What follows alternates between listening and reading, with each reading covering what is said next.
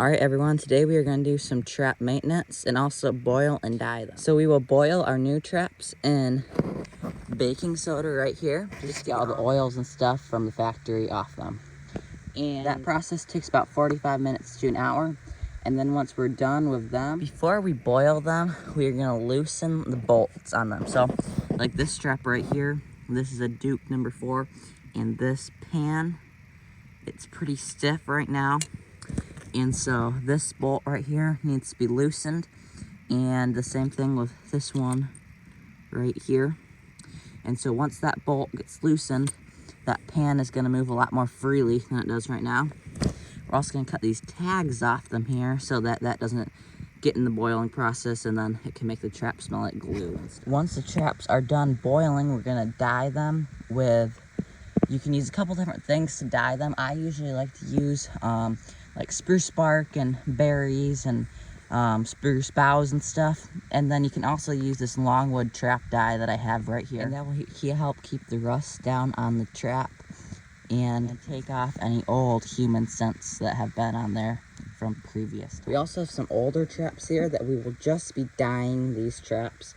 We won't be boiling them since they've already been boiled and do not need to get any, and there is no oils on them. We'll also be boiling and dyeing our wire, cable, chain, and anything that has anything to do with the traps, anything that's metal, pretty much. And once our entire boiling process is done, then we are not going to want to touch those traps until the end of trapping season, because as soon as you touch a trap, you get oils from your hands and stuff on them, and that will scare the animals away. So just as soon as you boil them, put them in a milk crate or something and let them sit out, and when you do touch them, make sure you blow up. We're using a turkey cooker to boil the water here, which I put in my pot now.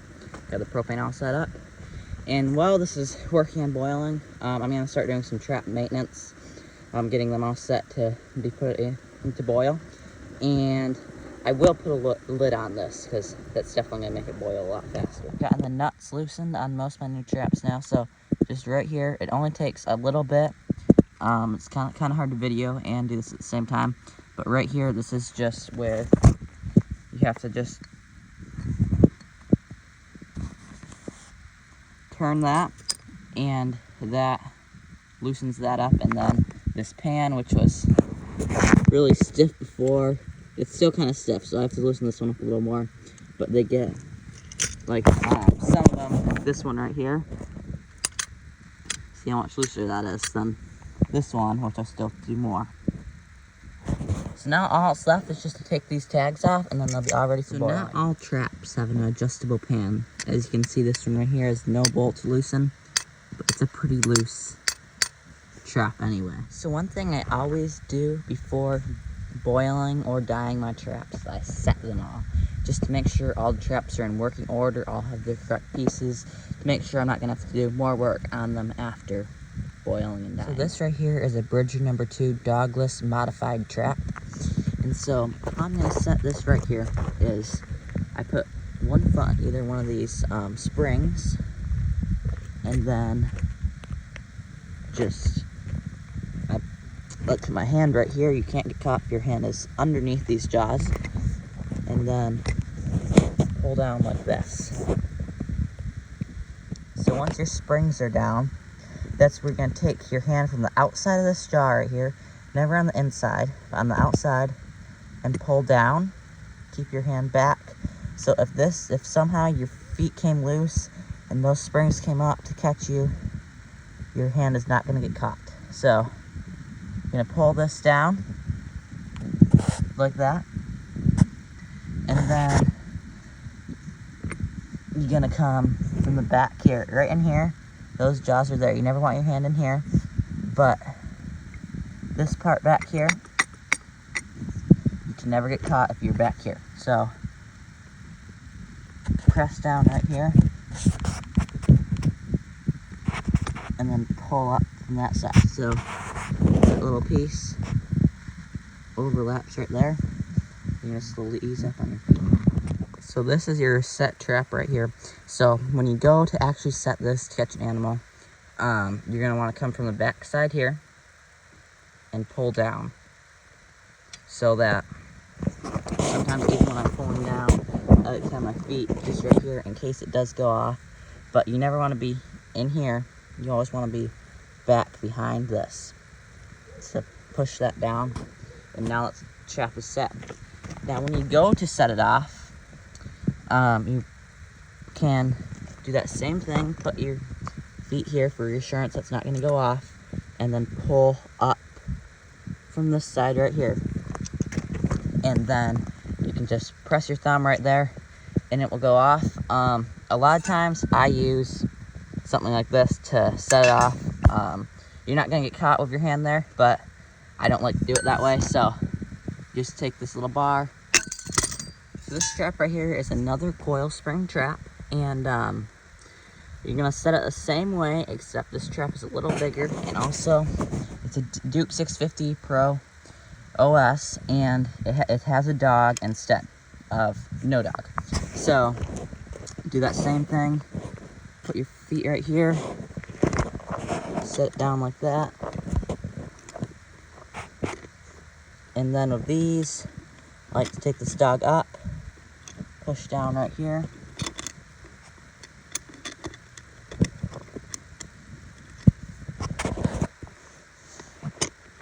And so right here, my hand is on that dog. It cannot get caught when it is on that dog, because if that thing goes off, my hand is gonna come backwards instead of into the jaw.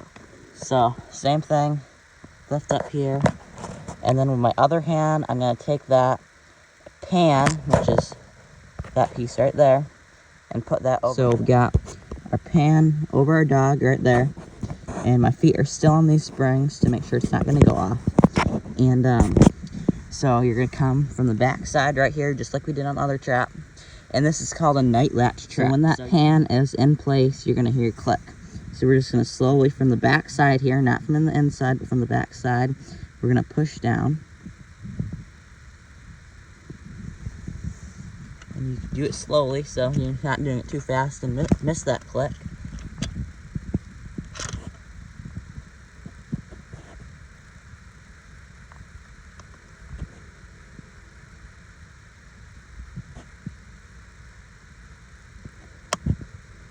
Hear that? So now that's in place. You can do the same thing. Lift up on your feet slowly, and then come from the back side here. Pull that down. That trap set as well. And now we're gonna do that same thing. Set this one off.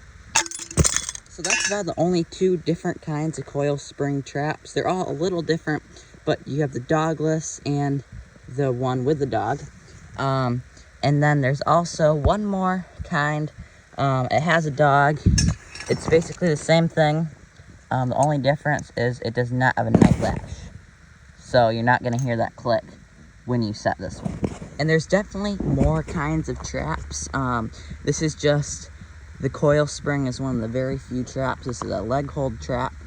And there's also long springs, conibears, double long springs, snares, and we're gonna go into all of them later. My pot is getting pretty close to a boil, and as you can see, some bubbles are coming up.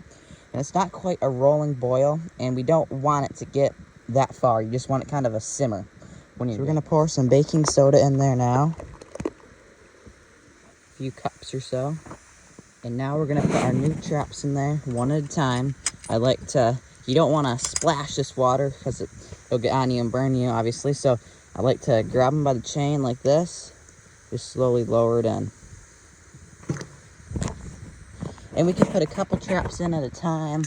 I don't put them all in at a time since my pot is pretty small here, but we can do a couple. Just really, however many fits in there. I'll probably have to do 2 loads of all these traps, these new traps I got here.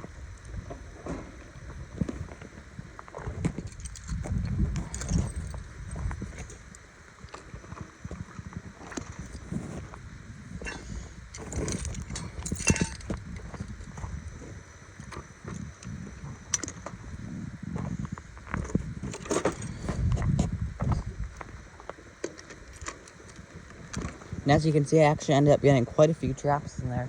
I think I got 80 8 in there, 7 or 8. So that's a good number for this. And just because I have a little extra room, I'm gonna put in my 16 gauge wire.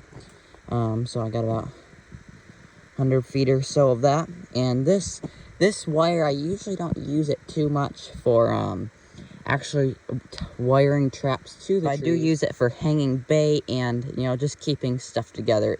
It's a lot more useful than you think. So if at any point you think you need to add a little more baking soda, then go ahead and do that. And then after about, you know, maybe 10-15 minutes of this, I'm gonna go ahead and splash some more water on top of that.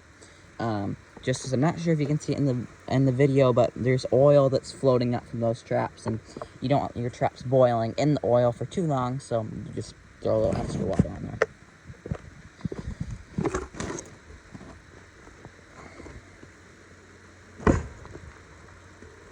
So some other things that I'm gonna be boiling as well as dyeing are traps, chains, springs, swivels, and loops, and then some S-hooks here. I have some more quick links I'll be bringing out, but there's one right there, and then some chain clamps.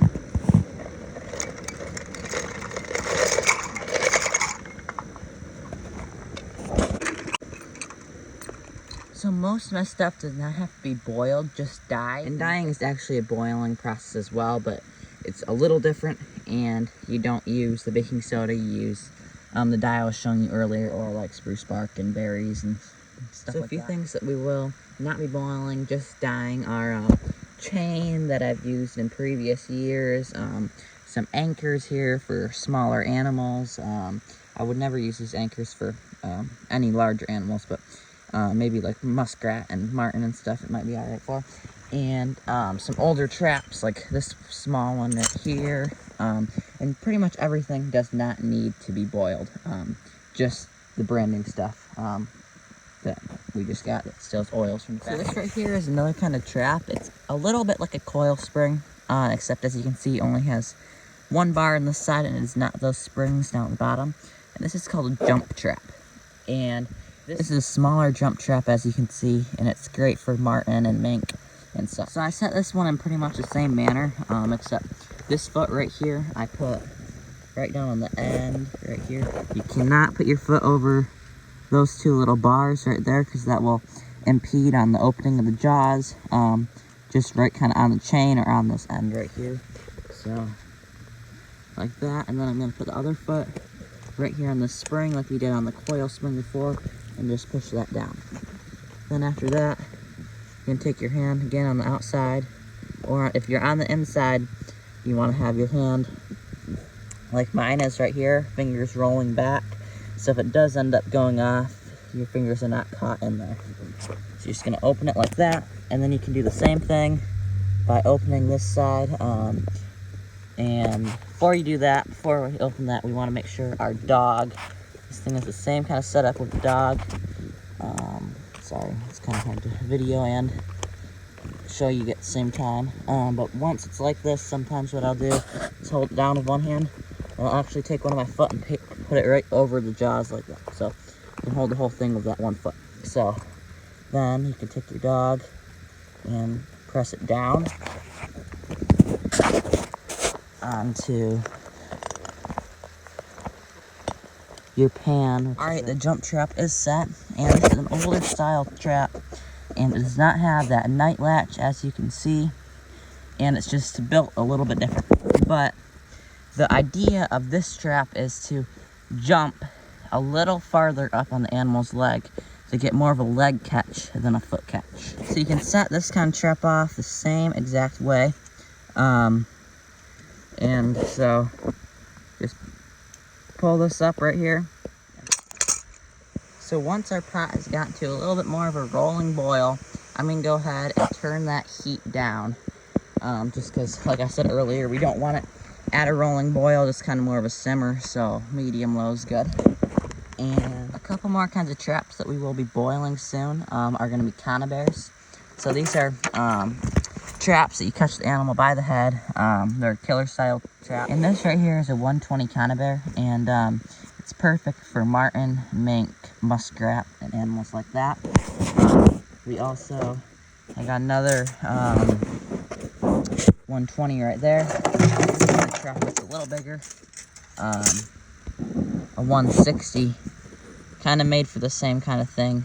Still too small to catch a fox or anything like that. And got a few more 160s, and I'm gonna go and show you what I usually use for my. So this is a 110 conibear. As you can see, it has one spring versus our 210, which I was showing you just a second ago, which has two springs. And so these are just all around an easier trap to set.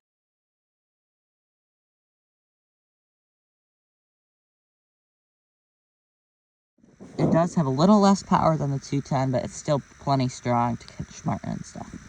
So this right here is another 110 conibear, and the different part to this is it's kind of the same as the coil spring hold traps, but we have this is your trigger right here. So instead of a pan, you have a trigger, and this is your dog.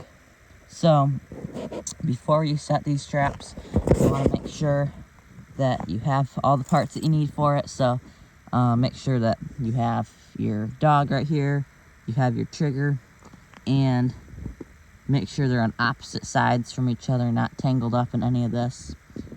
So this is a conibear trap setting tool right here, and you can use these for any size conibear right here, especially the larger conibears. I'll use it for such as like 330s and stuff, and that is a larger size, which is made for catching larger animals. I don't use a lot of those since there's always the danger of catching a dog or something, so if I'm gonna use that kind of trap, I always am gonna put it underwater or somewhere no animals can get to it other than what I want to catch. So the conibear setting tool you can also use for a 110 conibear, like I have here. And I actually prefer setting these by hand, but it's more skill than strength for setting them, so it just kind of takes a little longer sometimes to learn how to do it, but once you get the hang of it, it's going to be a lot easier than lugging this thing all around. Instead, you can just take this and set it quickly.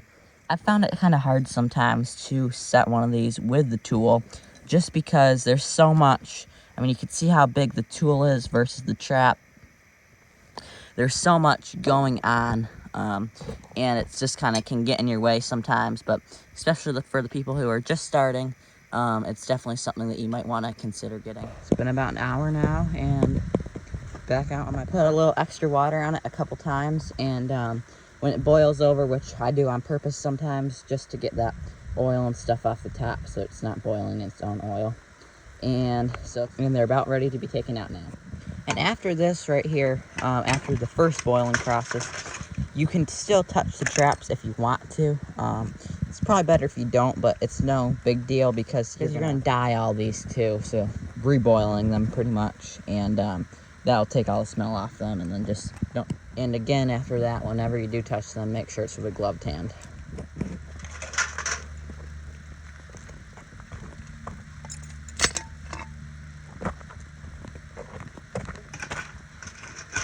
So I got all my traps taken out of the pot, as well as this wire here, and then still got a few more of the swivels and chain springs in there.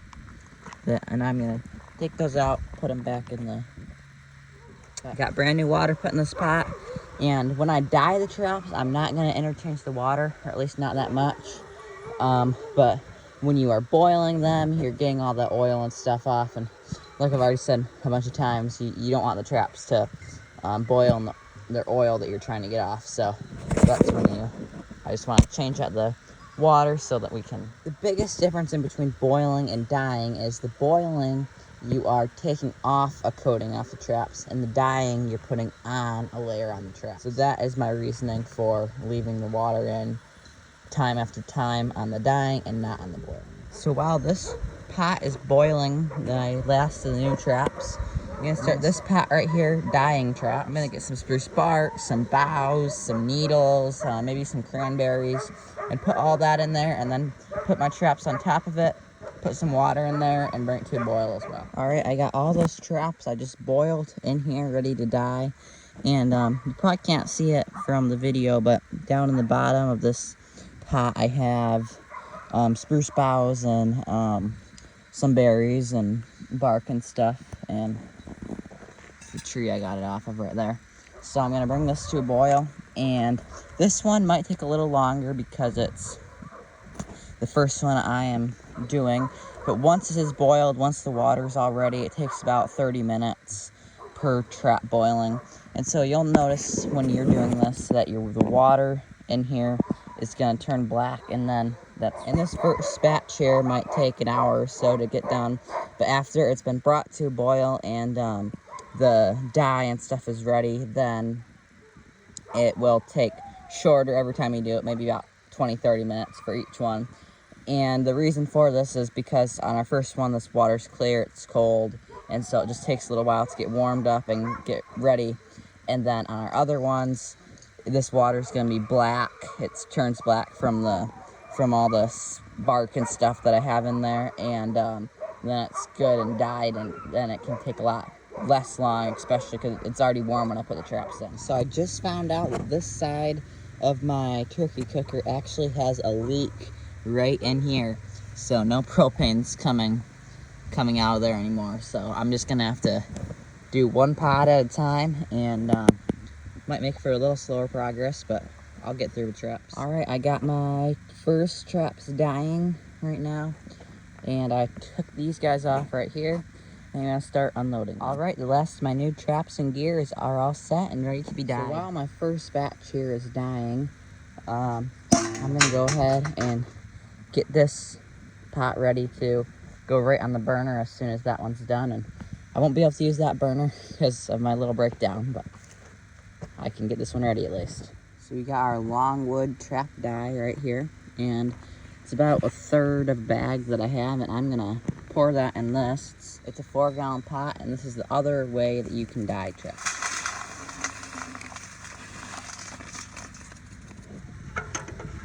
All right, I got all my longwood trap dye mixed into here, and I'll start loading traps in here, and then it should be all ready for boiling. So like I mentioned earlier, I always set all my traps before boiling them.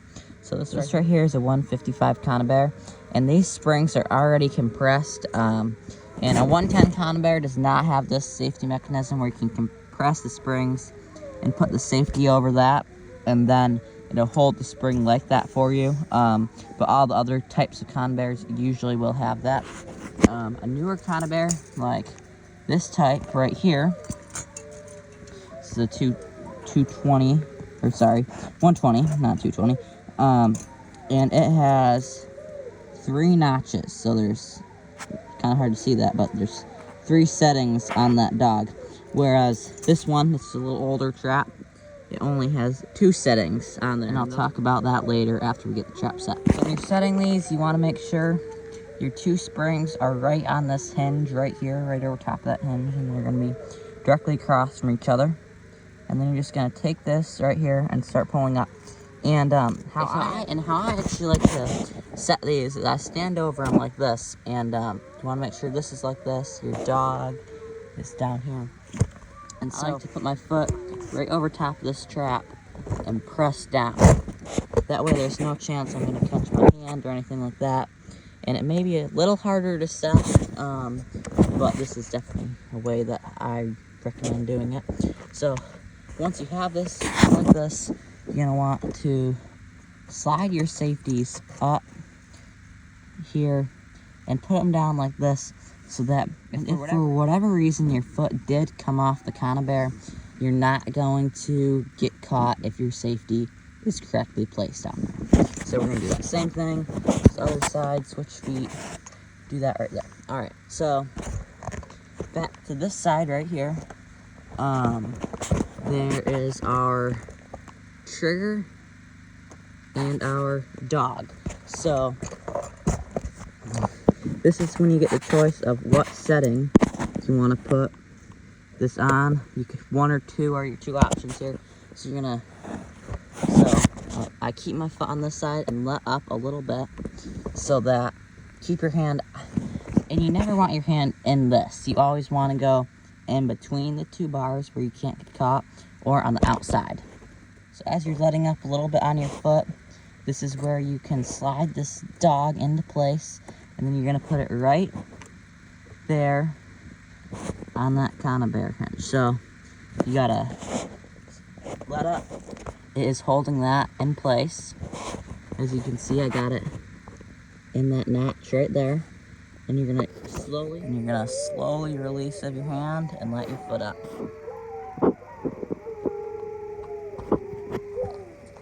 And that is your set conibear right there. So conibears, especially larger conibears, are ones that you're definitely gonna want to watch out for to not get caught in. A lot of traps, if you get your hand caught in it, you should be able to get out. But this kind of trap, you're definitely gonna want to use extra caution. So a couple things just to be safer with the trap is you never want to stick your hands into there, obviously.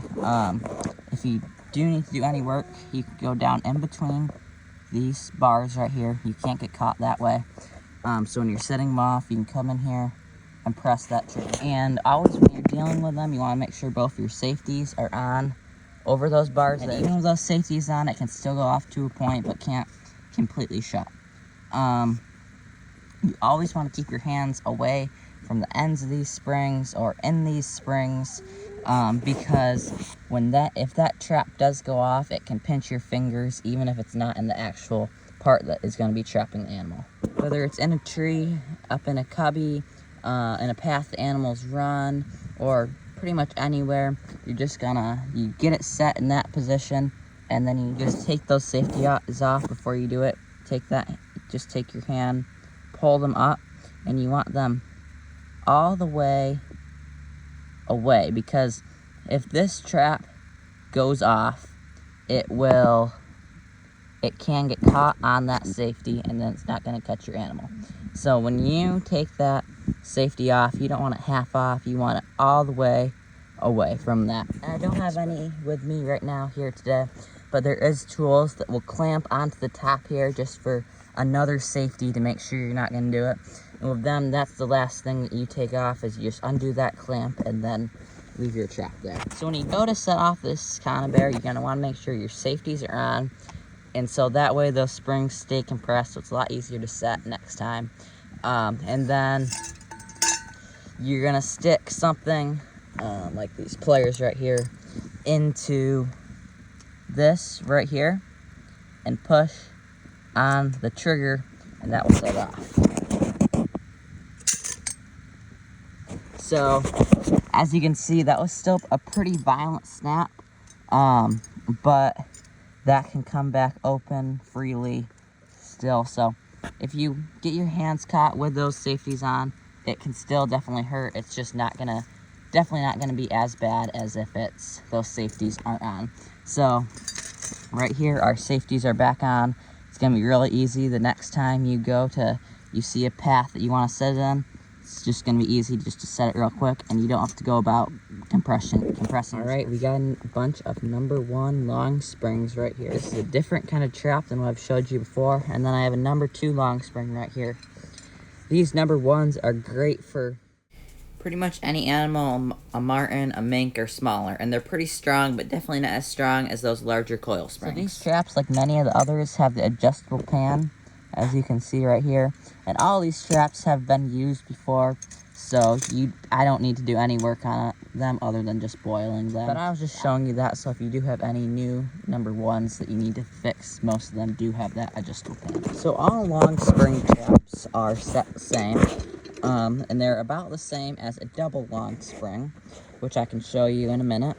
And so how you set them, the idea is to compress this spring and open the jaws. It's a lot like a coil spring trap. Except the coil spring has coils and does not have these big long springs that come out.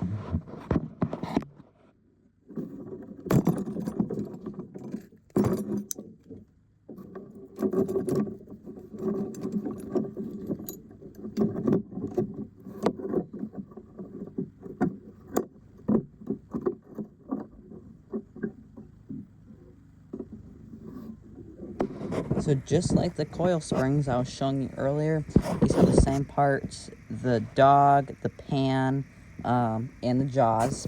And once you get the spring compressed, it's pretty much the same thing for setting them and setting them off.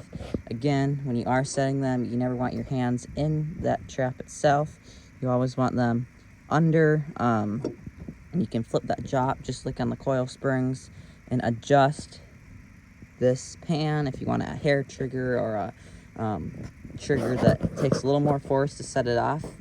And same thing, the dog is right there. And this trap can be used for a lot of different animals. It's a little small for fox and coyote, and it's a little large for marten and mink and stuff, but it will work for all of them. So we set it off the same way we do a coil spring, just tapping on the pan right there. So a couple things to check on your coil spring and or long spring traps before you set them. Just make sure it has a pan, has a spring, has a dog. So some coil springs are dogless traps. I'm not aware of any long spring dogless traps. They may be out there though. And so as you can see, this trap right here has no pan. The pan should be bolted in right there. It's not there. So when you are purchasing traps, setting traps, before you do so, make sure they're fully intact. So some of the long spring traps will have a spring that comes a little farther up on the jaw, and as well as there's some that have an extra bar that are sure catch traps that comes up. So this is just a regular standard long spring #1 trap. And so one nice thing about the standard traps is you can press directly down on that spring and you can open the jaws. So I can press directly down and get those jaws open just by pressing on the spring. Whereas some traps with a spring that comes farther up, you have to do a little bit more maneuvering with the spring, pulling it down and then kind of out to the side a little bit, almost back up to get those jaws back out. And those other kinds of long spring traps may be able to hold animals better, but for the marten, this is really all you need. So while my other pot is boiling, I'm going to start loading this pot with traps. I'm going to start with the 110 conibears, and just fill as many of those as I can get in there. And then I'll move on to #1 long springs and coil springs and all my other different kinds of traps. And this boiling process will definitely take me a few days to get it done. When I got a lot of traps to boil and stuff, so with just one burner going at a time, it takes a long. Alright, so the first traps that I'm dyeing here are about halfway done being dyed, and as you can see, the water has turned black from the bark and stuff I put in there. And these new traps will not turn as darker in color as the ones that have already been used, just because they're newer and have more. And I get as many oils off as I can, but I definitely can't get them all off. So they all will stay a little bit more shiny for this season, and then by next season they should just be looking like the rest of my traps. Whereas some older traps that I have should be a lot darker in color, even black when I bring them out. Alright, so my first batch of traps is officially done with the boiling and dyeing. So as you can see, these newer traps, they changed a little bit in color. They're a little bit more gold now than when I first put them in, but they're still not as dark of a color as these newer ones will get after they're boiled. So again, I'm not going to touch these traps for the next 6 months. I'm always going to have gloved hands. You definitely want to use gloves that don't have a lot of human scent on, that are well worn down. This isn't the greatest example because these are pretty, but they haven't been worn in quite a while now, so I'm going to put these on, and if I do end up touching those traps of my hands, they'll be gloves. So I'm going to move these traps to the milk crate here, and I like to put them in this milk crate because that way if it rains or whatever, they're not going to get all wet. Water can just drain right out the bottom, so that's nice. They won't rust too much. You actually usually want a thin layer of rust traps after the boiling and dyeing process, but I don't want them to be, I obviously don't want them so rusty that they're hard to use. So I'm going to keep at it and put the second batch back in my pot and have it all ready for when that one is done, I can switch them out real quick and keep boiling. All right, my second burner is back up and running, and we're good to go again. So an alternative for boiling can also be burying things in the ground or hanging stuff in trees for a summer or a year or so, just to get those scents off them as well and make them smell more natural. So people like to bury things such as a hatchet, snare poles, and larger traps that are too big to fit in their pot. People also bury gloves, rebar stakes, and pretty much anything that has to do with trapping that can't, shouldn't, or is too big for boiling. Some people also like to hang traps in trees instead of boiling them out at their location maybe, or leaving them out all year. The traps might get more rusty this way, might get stolen, and in your location it might not even be legal to leave them out. So I usually just take all my traps back so I can do any maintenance on them needed, and so I can see them all, see what I have, and then take them back out. That way I don't lose any traps, I don't leave any out there on accident, and I can just keep my traps in better shape. So when you're using the bark and spruce needles and stuff, one tip to have the best dyed traps is to add some more boughs and needles every time you put more traps, and then interchange the needles and bark entirely after every couple hours. This way every trap gets that strong natural smell on them. For the dyeing process with the longwood dye, you can read on your box or bag that you've gotten of this dye and see how many gallons it tells you, how many traps it says you can boil, and just follow those and change it out after you've exceeded that number of traps. So these traps right here that just came out of the boiler are now all dyed, and as you can see, they're a lot more black colored than these ones over here that have not been dyed. These are orange rusty colored. So I'm gonna go into a little bit of trap repair now. So this trap right here is already dyed, but I accidentally missed. As you can see, it only has half a trigger. So I'm gonna replace this trigger with a brand new one, and then I'll go ahead and dye this again. All right, I used these wire cutters here and got the rest of the trigger cut off, and now I'm gonna go ahead and replace it. And I don't have the tools right now to take that piece off, but that's all right. These are very easy to replace.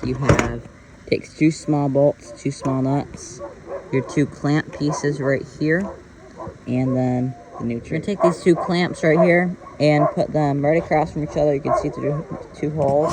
And then what I just did is add the trigger in between both of them. Now all it's left to do is just put those little bolts through those holes, put the nuts on the other end, and we'll be all set. I did not have 2 hands to video while I was actually putting that on, but it's on there now, just like the old one was. One last thing you want to do before you set it is you want to bend these wires out into a little bit different shape, which I can't video while I'm doing that, but I will show you after. So this right here is how I've bent it to. So instead of those 2 prongs coming straight out, it's a little wider and it's a little bit more of a hole, and also covers a little bit more area. So if a small animal such as an ermine or something trying to sneak around to have more chance of a catch.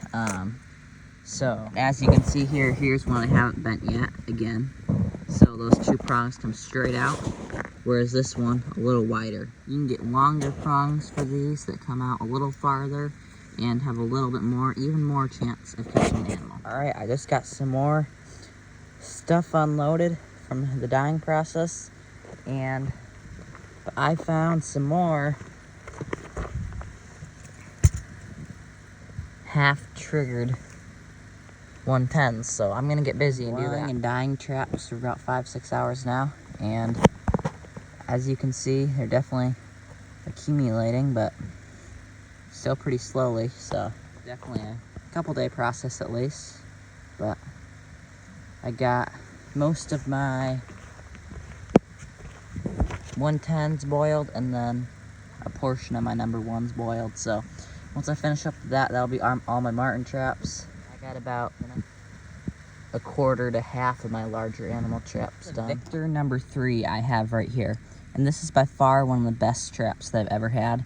I trapped coyote, fox, and marten in this exact trap last winter, and I also coyote in a trap that's exactly like it. I think it's perfect size for coyote, fox, and pretty much anything smaller than a wolf. And for some reason, it does not seem to freeze down into the snow as much as other traps do. This trap right here may not need these. I have these 5" by 5" latex trap covers. So one of these can go over the trap, one can go under the trap, and that helps prevent the trap from freezing into the snow. That when you build your trap bed, you can put sticks underneath the trap to help keep it just a little bit above the snow and not get frozen down into it. What I like about both these traps is they're both extremely easy to set, fluffy snow conditions, and when some traps are not so easy to set.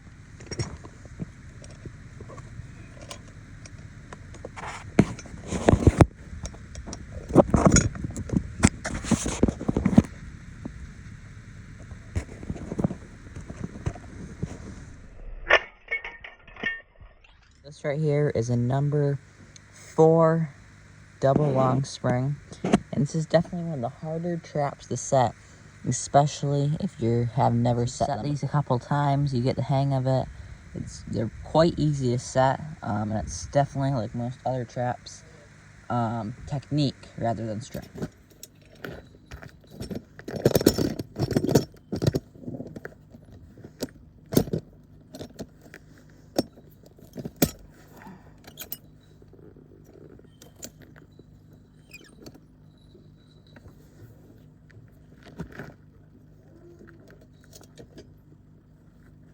Your set number 4 double long spring. Maybe wondering by how much I set these traps with my feet. How do I set them in the wintertime when there's fluffy snow? I can either, this kind of trap, usually if there is fluffy snow, I do that same kind of thing across my knee, but usually I'll either set it like this, and if it's just kind of in between snow, I will set it on top of a board like this one right here, or a piece of plywood even, so I can press it down. The same kind of board I use for my coil spring traps. Right now I'm doing some maintenance on my larger conibears. These are 330s right here, a few sizes larger than the 110s. As you can see to the size of my hand, they're pretty large. And these are primarily for beaver, and that's all I've ever used this kind of trap for. Some people use them for large animals, but as I think I was mentioning earlier, for me there's just too much of a risk of catching a dog or catching something else I don't want to catch. So that's why I always keep these traps underwater and use them. So this 330 right here, I've made this loop as a trigger, if you can see that. And so this is that gives the beaver a target. I mean, when you look at nature, there isn't any square, really. I mean, there's not really any right angles. So that's why we make this loop, and that gives the beaver something that they're used to seeing, a circle. Looks kind of like a den opening, and something they're more used to seeing, and also gives them something to swim towards instead of just a wide open space. You know, a square, it might catch a beaver off guard. They might be kind of surprised about the square. I mean, they got to be kind of surprised if there's something not used to in their passage, river, creek, whatever they're going through. But they might just think it's a clog of sticks or something. Pretty easy to make. I just took a double ferrule and put it on either end of my trigger here, and then I just took a little piece of wire and put it on either end. It's about 8 inches across, I think. So I got my 330 spare parts right here for our triggers, which, as you can see, they all fell off this one both tines. I got another one over here with just half a trigger, so I'm gonna go ahead and replace these. This is the same thing you do on a 110, just a little bit bigger trap and a little bigger spare piece on both the 330s, and they're all set and ready to go. Boiling traps all day now, and I'm just about done. I thought it would take me a couple days, but I'm going pretty good today, so I got them all about done. And got one pot still cooking here. This pot is all done now. Got some traps in here, and you can see the difference in between the logwood dye ones, which are these dark ones over here, and then the lighter, more rusty colored ones, which are from just the bark and berries and stuff. So it's not as good of a dye, but it still works. And here I got 110s,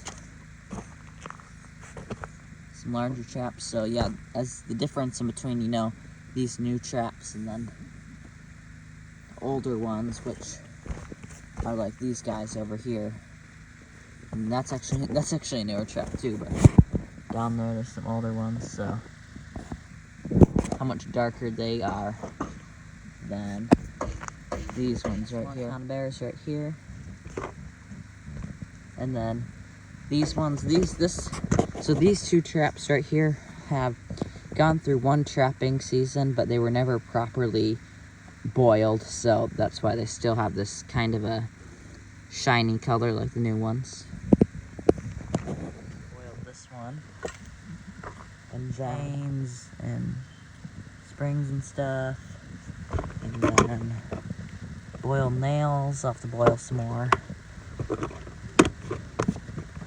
S-hooks and quick links and stuff in there. And then down here I got all my wire and few snares. Already boiled snares here. And then as well as some wire and boiled stuff in here. I'm definitely on the final leg of my boiling. I just got these wolf trap right there, Bridger Braun number 9, and then number 4. Over here I got a dozen 330s, and they're actually too big to fit in my pots. So I'm just gonna do my best, and they're beaver traps, so it doesn't matter as much. And what I'm gonna do is just pour that water when it's done, the boiling water, over top of them, and that'll help. This pole that I have right here, and this is not in place, but when it is, that post down there will be pounded into the ground till the ground's about that much lower than the snare. And this is fork coyote right here. It's about a 10 by 10 inch loop, and attached to the pole up here on the pole so the animal can't get away. And then we have a 16 gauge wire that's holding the snare up in 2 places like that. So for fox, it's about 7 to 10 inch, or about 8 to 12, maybe 14 at the very most. And so you want them about 18, 20 inches above the ground typically. These snares in their trails and things like that. So the idea is animals walking along, it's just gonna hit this and get caught. And then this snare cannot loosen. There's some snares that can loosen, other snares can't, like this one right here. If an animal gets caught, might be pulling on this a little bit, and both these wirings will probably become undone. And that's all right, because right here is going to keep the animal at your location until you get there. All right, I've been boiling and dyeing traps for 8 or 10 hours now, and I'm finally about to pull the last ones out of the pot. After we do this, a lot of people will wax their traps and stuff, and I have not got into that yet. Maybe sometime I will, but for me, this is about the end of the before season trap prep.